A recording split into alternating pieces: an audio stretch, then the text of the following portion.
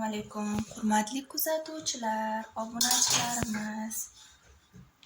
Yangi yillar kirib kelishiga ozgina vaqt qoldi. Biskvitni boshlaymiz. 20 ta tuxumdan yurakchali tort pishiramiz.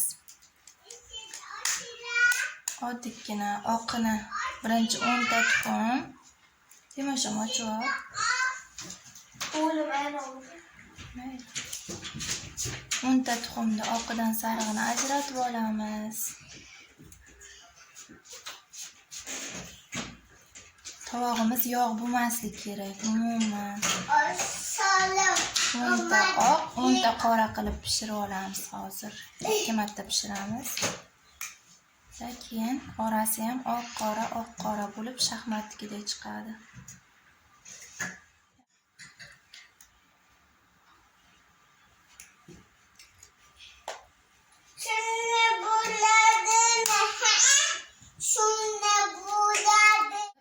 Bir tomchi ham tushib ketmaslik kerak. Yaxshi shishib chiqmaydi bo'lmasa.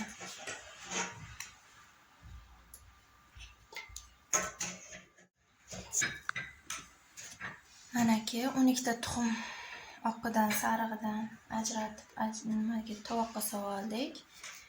Sarig'ini alohida kosada, sirli tovoqda ko'pirtirib olamiz.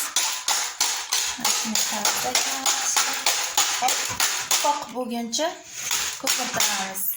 Tovoq chappa qilganda zebivalkamiz tushunib ketmaydigan darajada qattiq quyilishi kerak. Mana qaranglar, yaxshi ko'pirtirib oldik. Mana o'z zebivalkam bunday qilganda qattiq bo'ladi. Yoki mana zebivalkamiz teskari qilganimizda mana tushib ketmaydi. Ana tovoq chappa qilinganda vapshi qattiq bo'lib mana chappa qilganimda umuman tushib ketmaydi. Shundan keyin shakar solamiz. 10 ta tuxumdan 2 marta 20 ta qilib pishirib olsam pastroq chiqadimi dedimda 12 ta tuxumdan oqini pishiraman, 12 ta tuxum qora qilib tort pishiraman. Yurakchalik qilamizda. Hozir shakar solamiz. 1 piyola. To'la 10 ta tuxumga 1 piyola to'la solinadi. Endi birdan hammasi sovoriladi. Mana bunaqa katta piyola. 12 ta tuxum bo'lgani uchun yana mana 2 ta tuxumga mo'ljallab tagiroqda ozroq soldim. Yarim piyoladan ham yarim. Piyolani to'rtdan birinchi soldim. Endi shakar otilmasligi uchun sal shakarni qo'zg'alab olamiz. Mana endi shakar g'ijjillamayotgan darajada o'z qo'llaring bilan bunday qilib ko'rganlaringda mana hozir g'ichir qiladi, erimaydi. Erigandan keyin g'ijillamay qoladi. O'shanday darajagacha yana qo'lda ruchnoy ko'pirtirishda davom etamiz. Ungacha mana birdaniga kremga yarim litr qaymoqdan damashniy qaymoq, anaqa yarim litr damashniy qaymoq olib, ichiga piyola shakar solib qo'yamiz. Ungacha erib turadi shakar. Vanilin. Hozir vanilin qo'shamiz. Vanilin shakar mana shundan mana shuncharoq 1 choy qoshiqday qo'shamiz. Qaymoq, chista qaymoq, sifratildi qaymog'i. Shunga qo'shib buni aralashtirib qo'yamiz.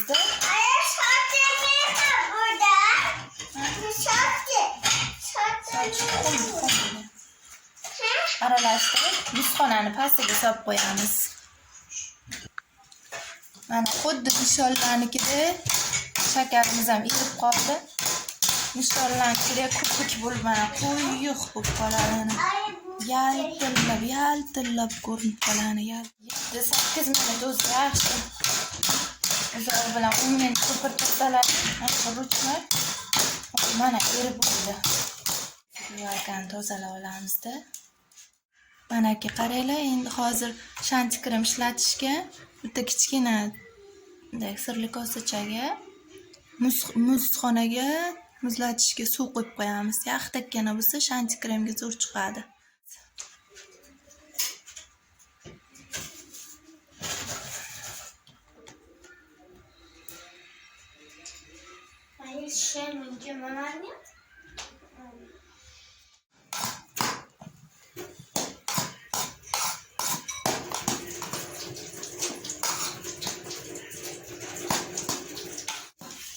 Mana sarig'ini qo'zg'alab bo'ldik. Mana endi mana bunday turon oliy navli undan 12 ta tuxumga 10 ta tuxumda 1 piyola to'la solmasa 12 ta tuxumda o'zlaring chamalab shu 4 dan birini qilib solaverasizlar. 1 piyola un,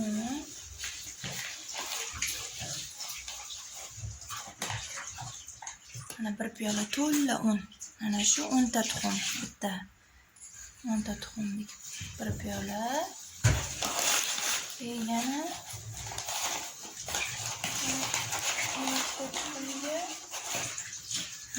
mana shu boya ham shakar qancha bo'lsa, uning ham shuncha bo'lishi kerak. Elakdan o'tkazib solish kerak. Hamma joyiga bir xil chiroyli chiqadi. Endi aralashtirib olamiz. Yaxshilab qilib bo'ldik. Hammasini ag'daramiz masalliqlar. Endi gaz pechi bo'lgani uchun gazetani tagiga qog'ozini ko'proq qilasizlar-da, tagi yopishmasin desalaring. Hozir bunga necha qavat gazetani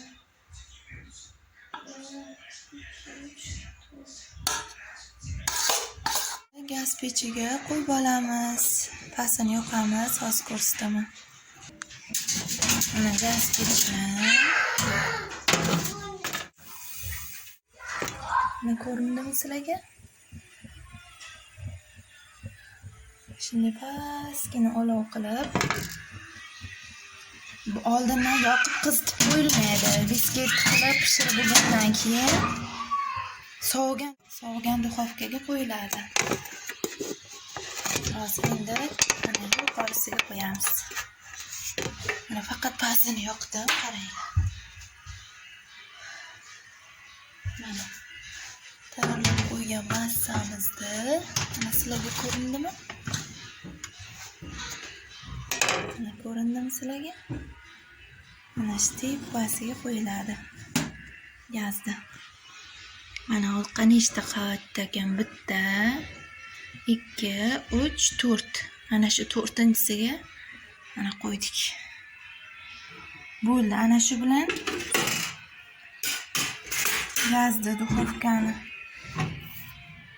bekitamiz. Ana shu bilan soatga qaraysizlar. Soatimiz ana shu rovni 1 soat turish kerak. Umuman ochmaylar.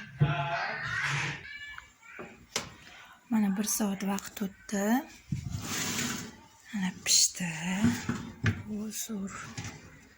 Parlantirib qolib ketib qopti. Ochib sotib qo'yamizda, yana ikkinchi tortimizda qo'ydirib. Biz biskvit soviguncha ikkinchi biskvitni ichiga kakao solib, qora biskvitni qo'yib olamiz. Mana bu biskvitimizni mana kesib olamiz. Yonlarini ko'rinadimi?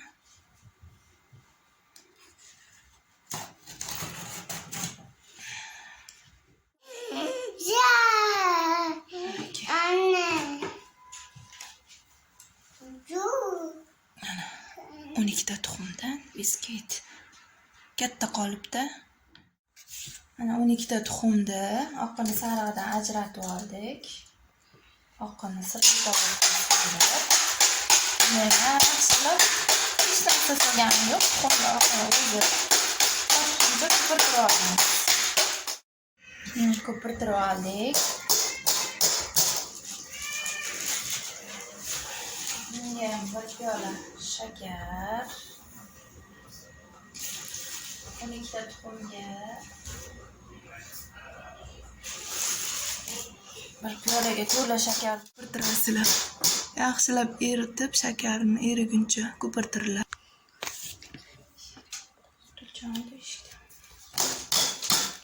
Shakar erib bo'ldi.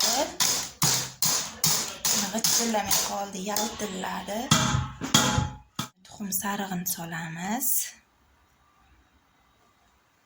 Aralashtirib olamiz. Mana 1 piyola un solamiz. Endi aralashtirib bo'ldik. 1 piyola unimizni elakdan elab olib,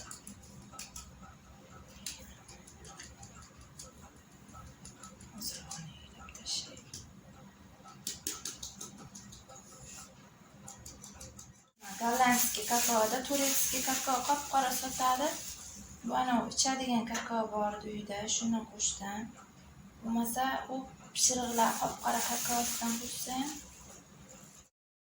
Kakaoni aralashtirib, qancha shakar solgan bo'lsak, o'shancha unni solib elab oldik. Endi kakao bilan unni aralashtirib olamiz, yaxshilab qo'shib aralashtiramiz. Mana endi aralashtirib olamiz. Un bilan kakaoni bir xil qilib oldik. Endi buni o'zini aralashtirib olamiz. Aralashtirib bo'ldik. Endi biskvitimizni ag'darib solamiz. Turetskiy kakao qop-qora bo'ladi, lekin pishirib tashlashda bo'ladi, lekin ta'mi uncha yaxshi emas. Qop-qora kakao. Gollandskiy priятный ta'mida kilosi 130 ming turadi. Shunaqa kakao bor edi uyda. Endi shuni